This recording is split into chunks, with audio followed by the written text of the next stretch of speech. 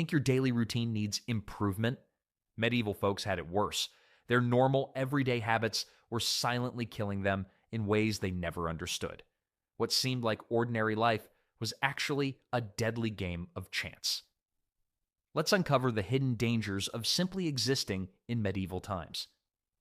Ever seen those mattress commercials promising the best sleep of your life with memory foam and cooling technology?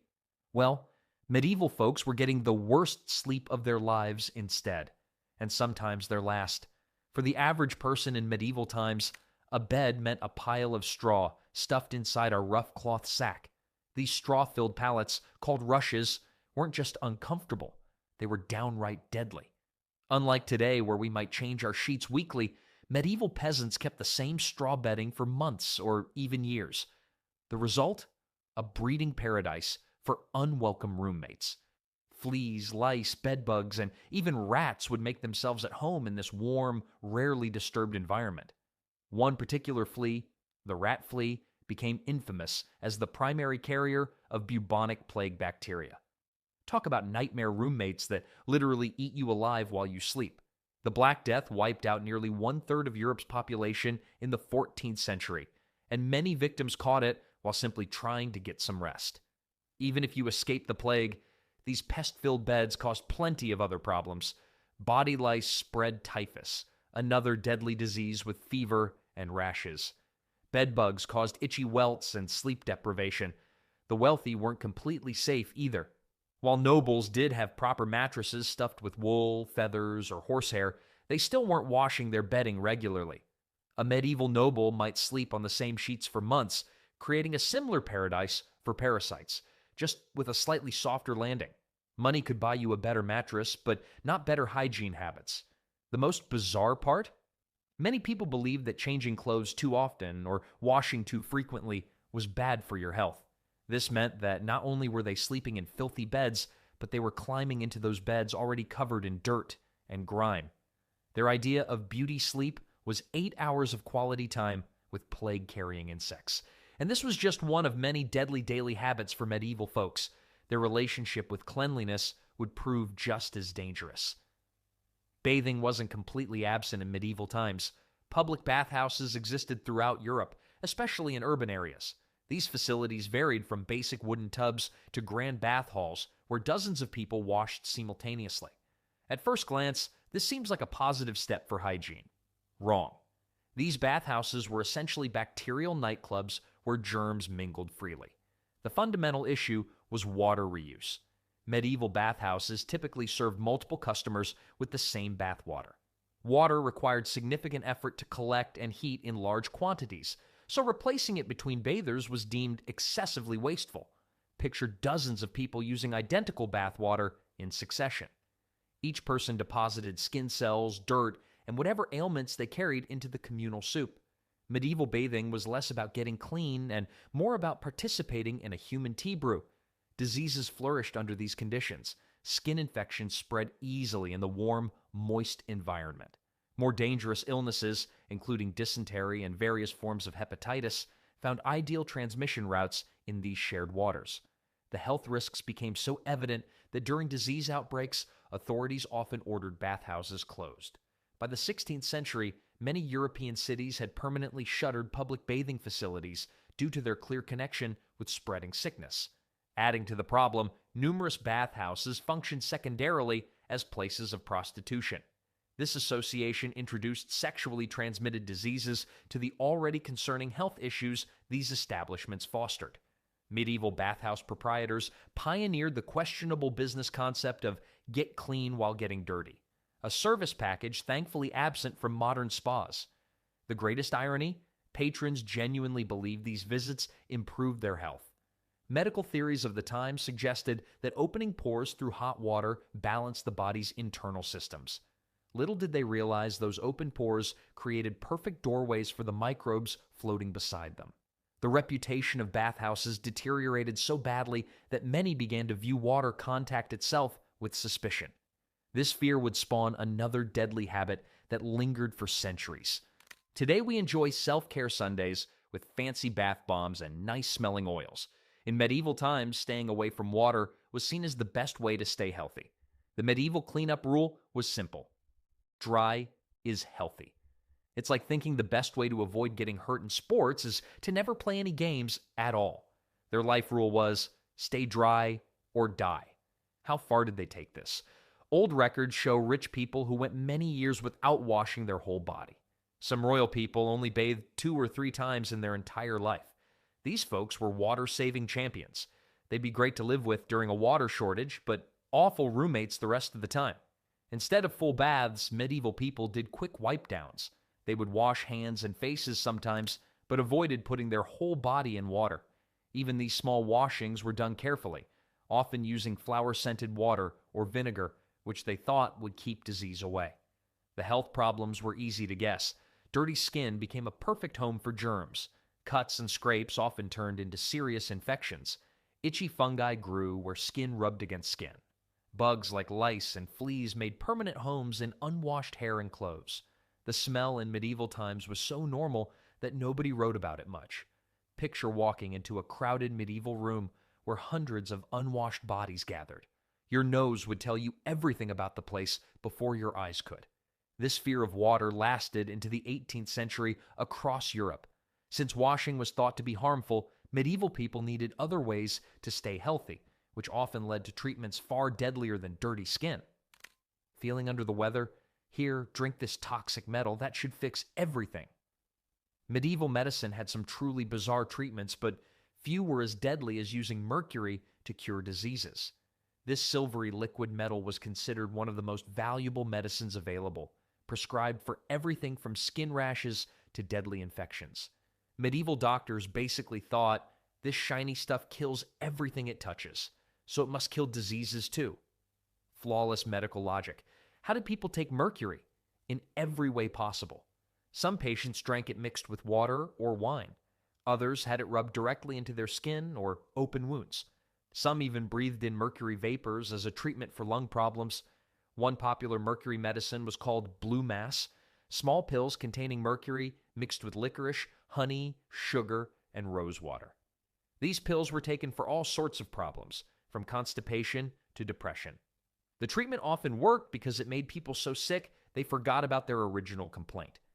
For serious diseases like syphilis, doctors prescribed even larger amounts of mercury. Patients would take it until they started drooling and their gums bled, signs we now recognize as mercury poisoning, but which doctors then believed meant the bad humors were leaving the body.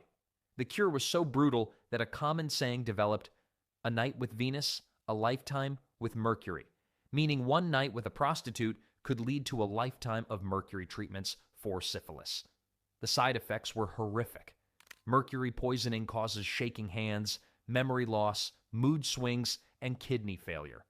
Many patients lost their teeth, developed sores all over their bodies, and eventually went mad from brain damage. Wealthy people often suffered the most because they could afford more medicine.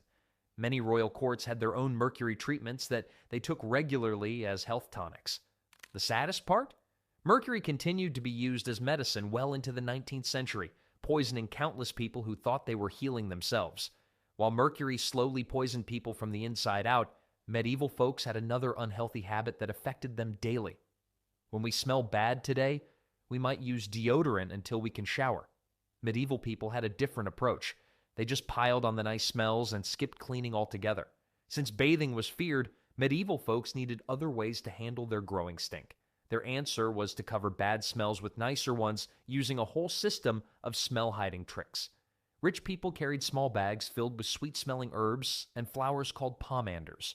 These were often made of silver or gold and hung from belts or necks. These fancy smell blockers were like air fresheners for your body. They didn't clean anything, just added a new layer of smell on top of the old one. Scented oils became a popular fix. Rose water, lavender oil, and other plant juices were rubbed onto the body, focusing on the smelliest parts. Some people splashed spiced wine onto their skin, thinking it would kill the stink. Adding wine to unwashed skin just created a new smell, a fancy, dirty person. Clothing got treated too. Wardrobes were packed with herbs, and clothes were often held over burning, fragrant woods. When clothes got too smelly, they might be dusted with perfume powders instead of being washed. Homes needed help with the smell problem as well.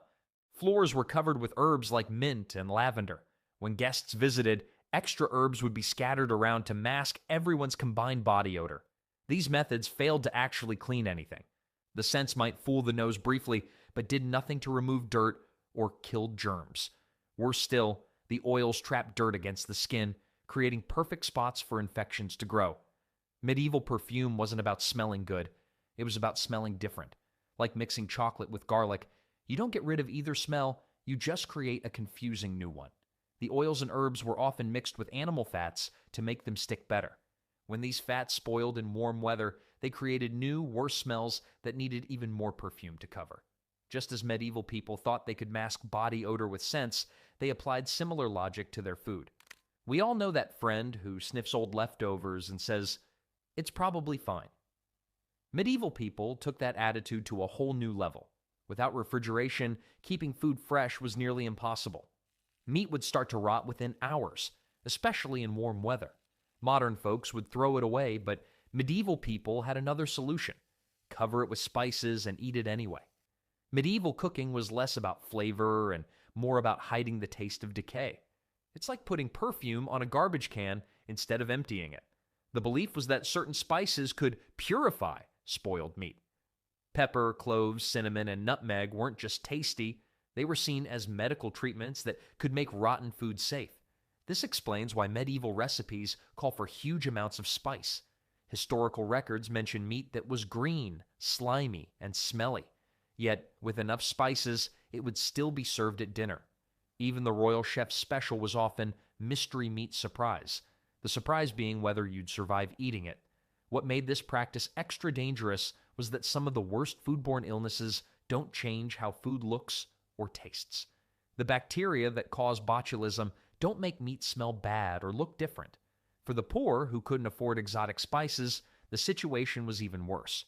They often had no choice but to eat spoiled food with nothing to disguise the taste. Food poisoning was a regular part of medieval life. Medieval feasts were basically a game of food roulette.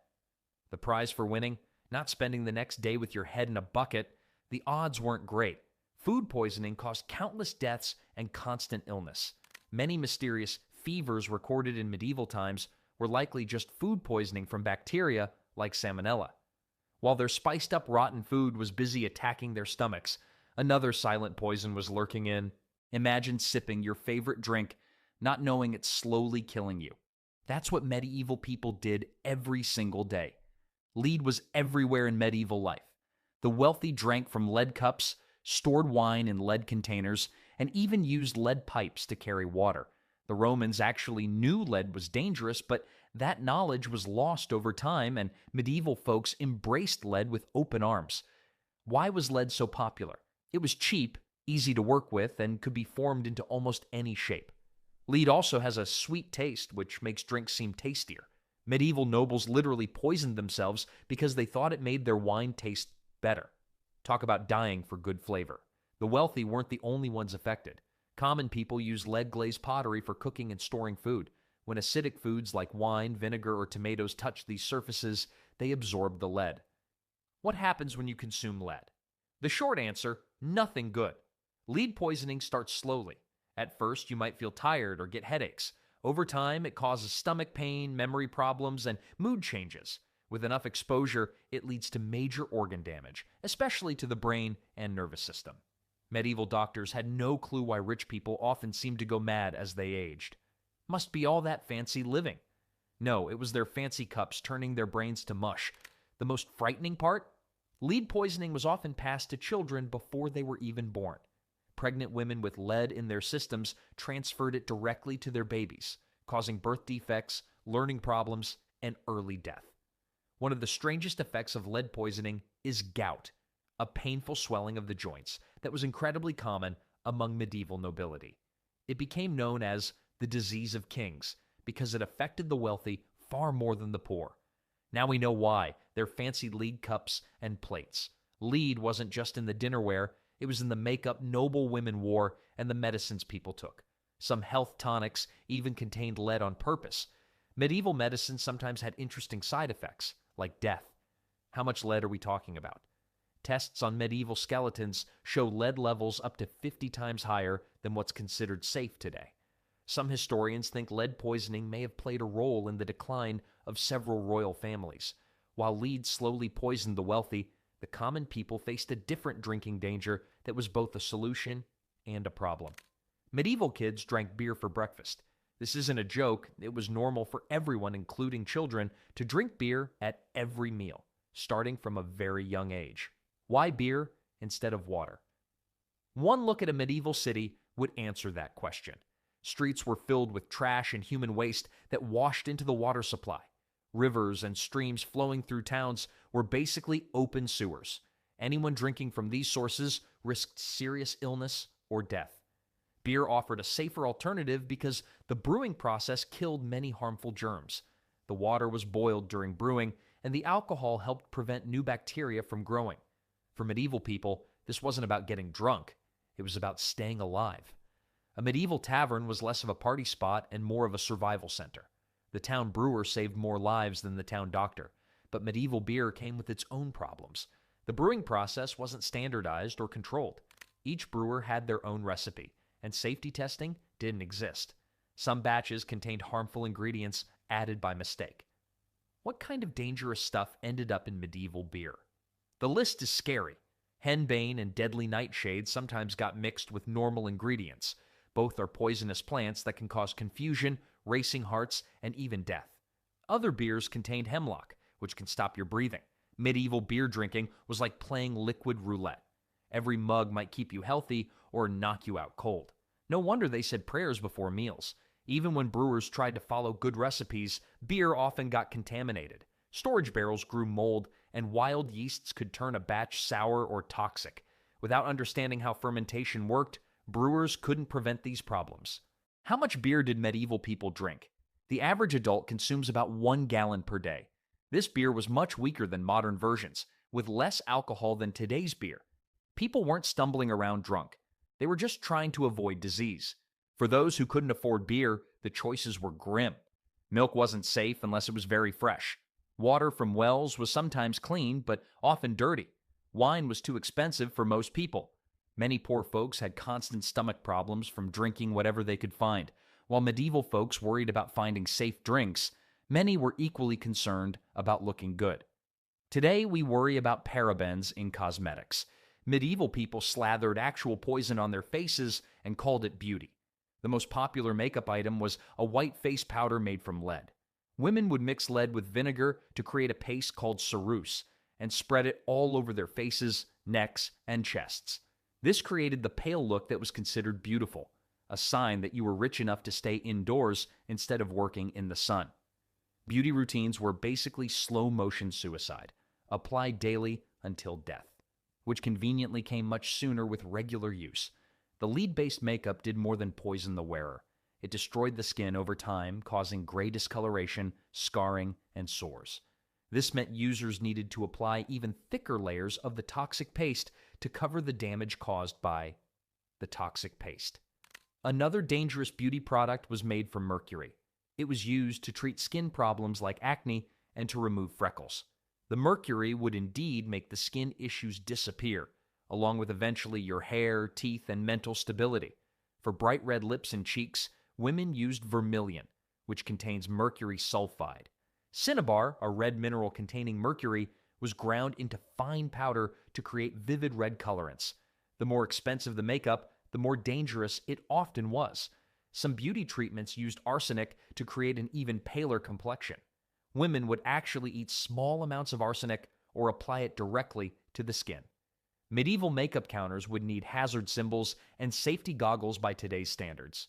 Eye makeup was equally dangerous. Women would use belladonna drops to dilate their pupils, making their eyes look larger and more appealing. Belladonna is also known as deadly nightshade for good reason. It can cause blindness and death. The worst part? These beauty products were used repeatedly, day after day, allowing the poisons to build up in the body. Many users experienced tremors, headaches, and memory problems. Eventually, the heavy metals would cause organ failure and death. While their faces slowly absorbed these poisons, medieval people spent their days in another toxic environment. Have you ever been near a campfire and started coughing? Medieval people lived in that smoke all day during cold weather. Most medieval homes had a central hearth, a fire pit in the middle of the room. The shocking part, many homes had no chimney. The smoke was supposed to escape through a hole in the roof, but this rarely worked well. Medieval house design could be summed up as, let's trap people with fire smoke and see how long they last. Historical writings describe homes so filled with smoke that people could barely see across the room. The walls and ceilings became covered with black, sticky soot. Even when chimneys appeared later, they were often badly designed. The problem got worse because of wet wood, peat, and animal dung fuels that created more smoke than dry wood. The health damage was serious. Lung diseases were extremely common. Many people died from breathing problems, especially during winter when homes were sealed against the cold. Children suffered the worst effects. They stayed indoors more than adults and had smaller lungs. Many medieval children died from breathing problems that would be easily treated today. If medieval real estate agents existed, they would advertise cozy home with built-in smoke preservation system. Studies of medieval skeletons show clear signs of lung damage from years of breathing smoke. From filthy beds to poisonous makeup, deadly bloodletting to smoke-filled homes, medieval daily life was surrounded by hidden dangers. What seemed normal to them was actually killing them in ways they never understood.